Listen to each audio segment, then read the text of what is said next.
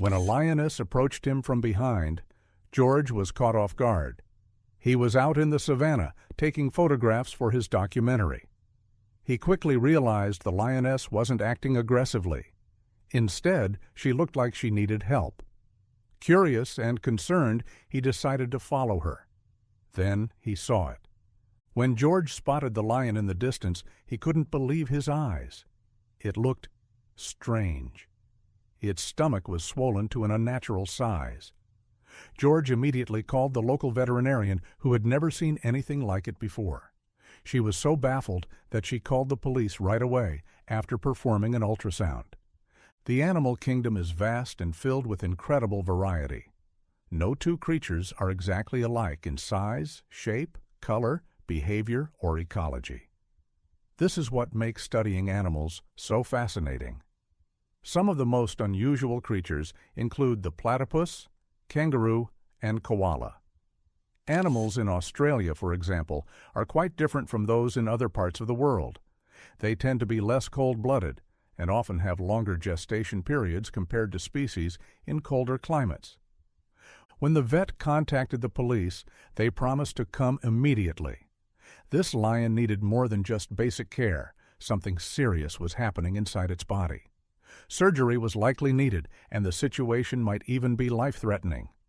When the officers arrived, they helped the vet sedate the nearly unconscious, massive lion. But their role didn't stop there. One of them approached George and said, "Sir, we need you to come with us. It's important." George was confused. What had he done? They asked him several questions about himself, about the lion. As a ranger, George had spent years protecting these animals. Once he finished answering, he overheard voices from the operating room. "I can't believe this," the vet exclaimed. But what had she found inside the lion that shocked her so much? George had been monitoring the lion population in this region for about a year. His job was to protect them from harm. Lately, poachers and other dangerous individuals had been spotted near the refuge, making his job even harder. With too few rangers to cover the vast terrain and constant dangers in the savannah, the pressure was immense. Their supervisor kept increasing expectations, but the team was stretched thin. Outsiders noticed this weakness and took advantage of it. That made things even more dangerous. One day, while on a routine patrol, George saw something massive far off in the distance. He assumed he was just overworked and seeing things at first, but as he got closer, his jaw gaped open. How was this even possible? George was so stunned by what he saw that he instinctively took a step back. At first, he hesitated to approach the lion because he wasn't sure how it would react. Still, George felt compelled to help. Something was clearly wrong. It was the biggest lion George had ever seen, and he recognized it immediately. This was the alpha male of the local lion pack, but the lion didn't look powerful or proud like usual. Its belly was completely bloated. It was obvious that George would need to step in. George slowly began approaching the lion, fear creeping in, but his love for animals was stronger. He had to understand what was happening. He couldn't just leave the lion like this. He decided to call for help from the other rangers. When he spoke with his superior, there was no doubt in George's mind. Something had to be done immediately. They needed to protect the animal from whatever was causing the swelling in its stomach. George had no choice but to act quickly. With more rangers on the way, he cautiously moved closer to the lion. He had no idea how it might react, as lions are proud and unpredictable animals. Then the lion turned toward him. For a brief moment, George's heart sank. Was he about to be attacked? The other rangers shouted for him to step back. They warned George that the lion could react violently, especially if it felt threatened or was trying to defend itself. Because of this, the rangers came up with a new plan. They decided to make a phone call and contacted the nearest animal veterinarian. The ranger who spoke with the vet looked alarmed when the call ended. According to the vet, the rangers needed to move away from the lion immediately, or it might attack. Before hanging up, the vet gave one clear instruction. The lion had to be sedated so it could be examined safely. George and the rangers secured the area so the vet could approach later. George decided to sedate the lion himself. He had discovered the animal, and he wanted to make sure everything went as smoothly as possible. Fortunately, the lion was sedated quickly and showed no resistance. It didn't try to harm the rangers at all. It almost seemed as though it wanted help. Now that the lion was calm, the rangers could clearly see where the bulge was located on its body. George called the vet, who still hadn't arrived, to explain what they had found. The rangers waited, wondering what would happen next. But as soon as the vet heard the exact location of the bulge, her tone changed. The bulge was positioned in a very specific spot near the beginning of the lion's stomach, suggesting that whatever was inside hadn't been able to pass through its body. That's when it became clear. What could possibly be inside this lion? The lion had clearly swallowed something it shouldn't have, which would require emergency surgery to survive. There was no room for error. The rangers, however, were completely stumped, so they turned to the vet and asked what should be done. Was she close enough to arrive in time? Or should the lion be brought to her? They were really hoping for the first option. Unfortunately, getting to the ranger site wasn't easy for the vet. She had no clue where exactly the rangers and their team were located. On top of that, it was rush hour, meaning she would most likely get stuck in traffic. Still, she knew she had to reach the site as quickly as possible to save the lion's life. One of the rangers offered to drive her, but that would take too long.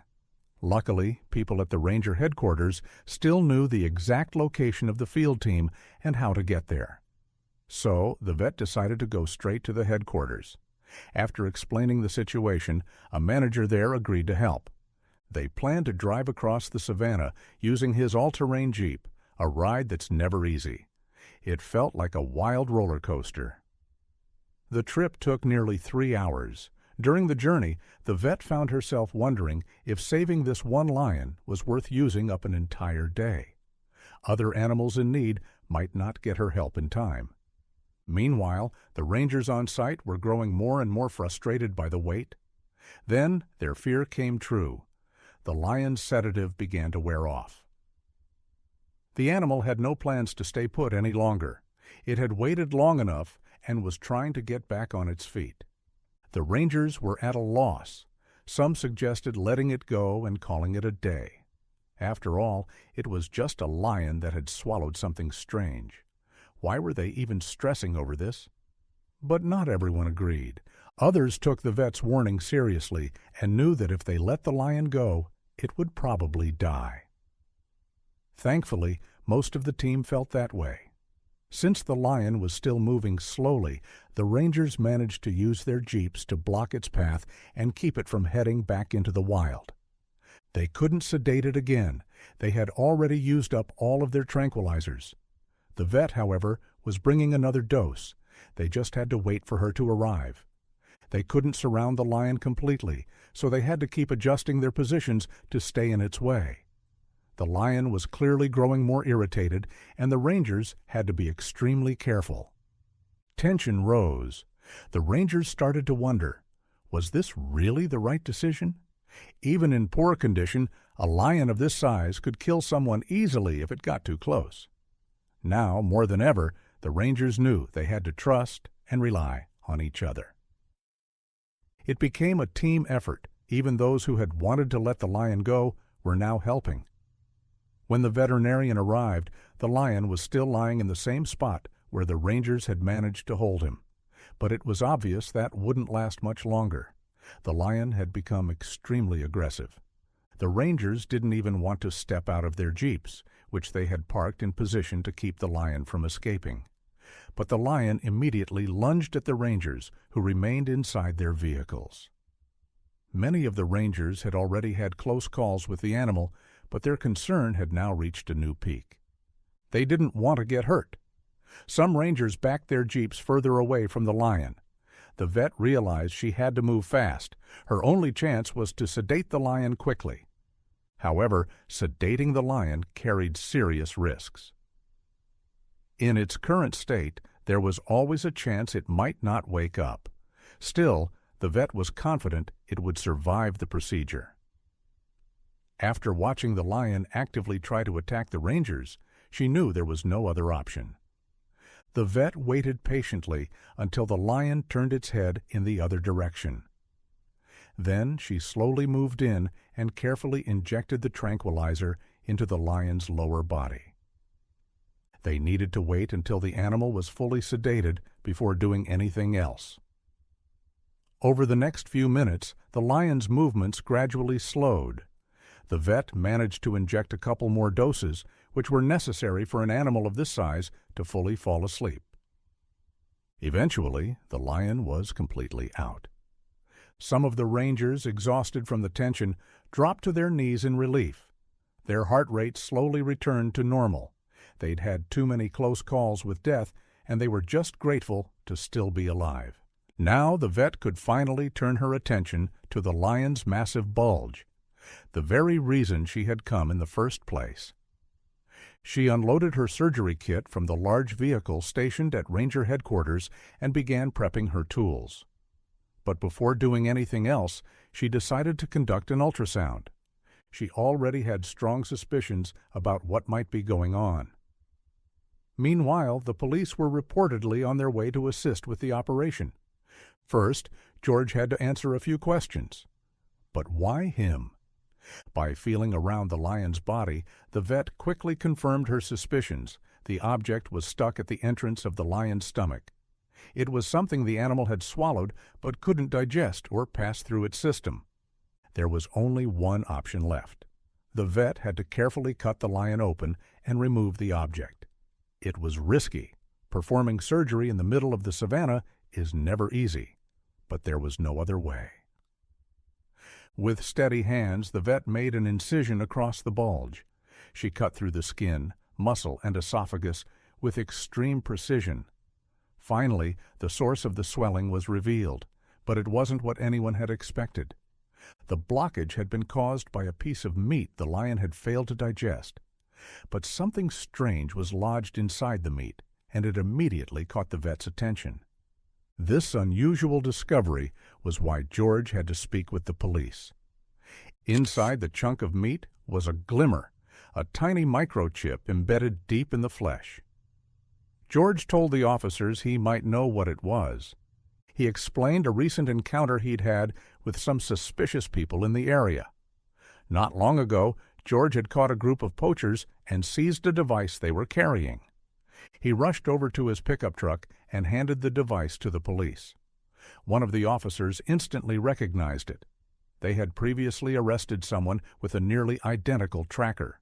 This gadget was designed to detect the chip, allowing poachers to track the lion's location without raising any alarms. It was a new tactic, using meat that couldn't be digested, planting the chip, and letting the lion eat it. Now it made sense why the lion was suffering. The vet removed the chip and began sewing up the lion. While finishing up, she carefully checked the animal for any other issues. Thankfully, he seemed to be in good condition overall. She believed he'd recover quickly. A few minutes later, the lion began to wake. At first, he looked dazed and confused, but soon he started walking away, moving better than he had before the surgery. Once the lion returned to the savannah, the vet had one final task. She thanked the rangers for their bravery and teamwork in protecting the animal and themselves. Then she returned to the city, where other patients were already waiting. But before she left, she made sure of one last thing. George promised to keep her updated and watch over the lion going forward. As for the poachers responsible, they were caught. The police managed to bring down the entire group. Now, the animals would finally be safe again.